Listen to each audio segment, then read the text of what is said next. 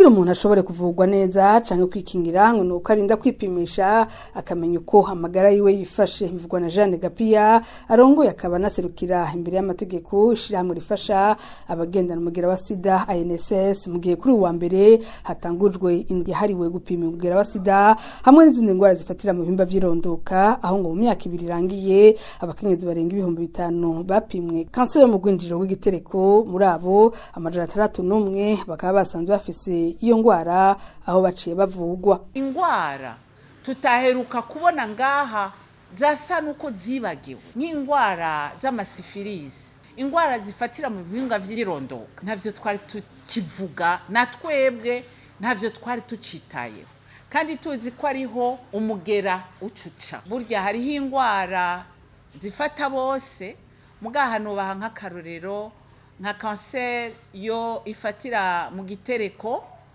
irafata inturo 6 kurusha abandi bantu ku mufasoni cyangwa umwigeme agendana umugera wa sida.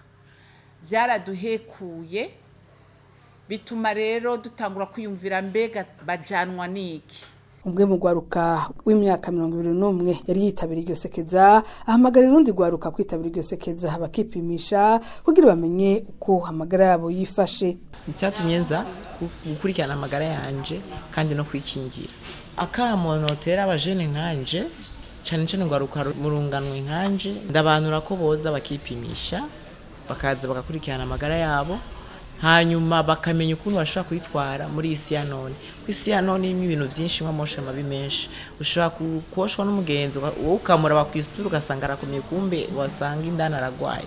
Ariko rero hano baguha impanuro zo kukingira no gufata imiti ku gihe no kuraba nyene ukabaho neza umeze ufise amagara meza. Basanze nawe ugwaye umugera wa sida baraguha impanuro bakagufasha, bakabwira ukuntu ushaka kwikingira kandi amagara yawe ameze neza uko yaravye. Mico gikorwa nyene Jeanne Gapia amagara ya leta kongereza inguvu mu bijanye no kugwanya umugera wa sida kugira bahangane n'igihengeri catewe n'ihagarikwa ry'imfashanyo rya Amerika. Ico dusaba nuko ubwa mbere hoho bushikiranganje busanzwe buraba amagara y'abantu no kugwanya ikizaruhanganya nganda sida ngo kwihutira kudushira hamwe twese tukaraba ibikenewe wakava imuhana kazi imvura ihise. Ibi biriko biraba ni ibintu twategezwa kuba twariteguriye, kuko umunyagihugu arafise uwaraba. Umwene gihugu natavugwa ntibashobora kuvuga ngo kubera umunyamerika yanse gutanga amahera, arafise uwaraba. Twese tukaba turimwo mu guterera. Ico rero twe dusaba nuko twokwicara hamwe